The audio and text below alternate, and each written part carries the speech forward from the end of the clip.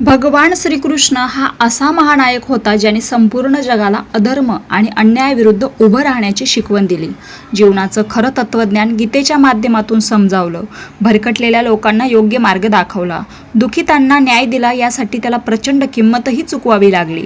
जन्मताच आईवडिलांपासून दूर व्हावं लागलं, जिथं वाढला ते ठिकाण सोडून जावं लागलं.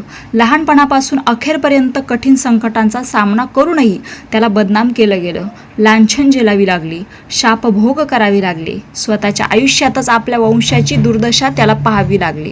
पण या सगळ्यात त्यांच्या चेहऱ्यावरील मधुर हास्य कधीही मावळलं नाही. स्वतःच्या दुःखाच्या सावल्या त्याने कधीच आपल्या भक्तांच्या आशांवर पडू दिल्या नाहीत, कारण सर्वांचं कष्ट निवारण करण्यासाठीच तर त्याने अवतार घेतला होता.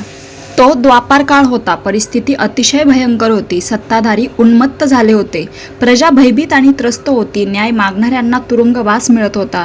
अराजकतेचे साम्राज्य पसरलं होतं. भोगविलासाचा उन्माद समाजावर चढला होता. त्या काळी मथुरेवर कंसाचं राज्य होतं. कंस निर्दयी, पाषाणहृदयी आणि निरंकुश शासक होता. तो बहिणी देवकीवर जीवापाड प्रेम करत होता. पण जेव्हापासून त्याला कळलं की देवकीचा 8वा पुत्र त्याच्या मृत्यूचं कारण ठरणार आहे, तेव्हापासून त्याने देवकीला कैदेत डांबून ठेवलं. कोणताही धोका पत्करायचा नाही म्हणून त्याने देवकीच्या पहिल्या 6 पुत्रांचा निर्दयपणे वध केला. पण प्रश्न असा, हे 6 अभागी पुत्र कोण होते? ब्रह्मलोकात कीर्तिमत, सुषेण, उदाईन, भद्रसेन, ऋजुदास आणि भद्रदेह अशी 6 देवता राहत असत. ब्रह्मदेवाचे हे लाडके मानले जात. ब्रह्मदेव त्यांच्यावर नेहमी प्रसन्न असत आणि त्यांच्या चुका दुर्लक्षून टाकत. या कृपेमुळे त्यांच्या मनात हळूहळू गर्वाची भावना जागी झाली. ते इतरांना तुच्छ मानू लागले. एकदा तर त्यांनी स्वतः ब्रह्मदेवांचाही अनादर केला. त्यामुळे रागावलेल्या ब्रह्मदेवांनी त्यांना शाप दिला, तुम्हाला दैत्यवंशात जन्म घ्यावा लागेल. हे ऐकताच 6ही देवता घाबरले आणि क्षमा मागू लागले. ब्रह्मदेवानी दयाळूपणे सांगितले, दैत्यवंशात जन्म घ्यावा लागेलच, पण पूर्वजन्मातील ज्ञान तुमच्याकडे राहील. काळाप्रमाणे त्या 6ही देवतांनी राक्षसराज हिरण्यकश्यपाच्या घरी जन्म घेतला. त्या जन्मात त्यांनी कोणताही दुष्कृत्य केलं नाही.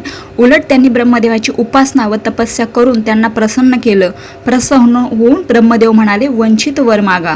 दैत्य योनीच्या प्रभावामुळे त्यांनी असा वर मागितला, आमचा मृत्यू न देवांच्या हातून हो, न गंधर्वाच्या, न रोग शोकांनी.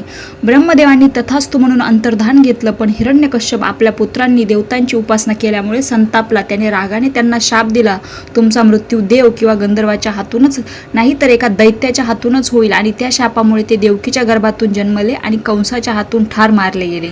त्यानंतर त्यांना सुतल लोकात स्थान मिळालं. कंसवध झाल्यावर जेव्हा श्रीकृष्ण आपल्या आई देवकीकडे आले, तेव्हा आईनं त्या 6 पुत्रांना पाहण्याची इच्छा व्यक्त केली, ज्यांना जन्मताच ठार मारलं गेलं होतं. श्रीकृष्णांनी सुतल लोकातून त्यांना आणलं आणि आईला दर्शन घडवलं. प्रभूच्या कृपेने त्यांना पुन्हा देवलोकात स्थान मिळालं. रामकृष्ण हरी.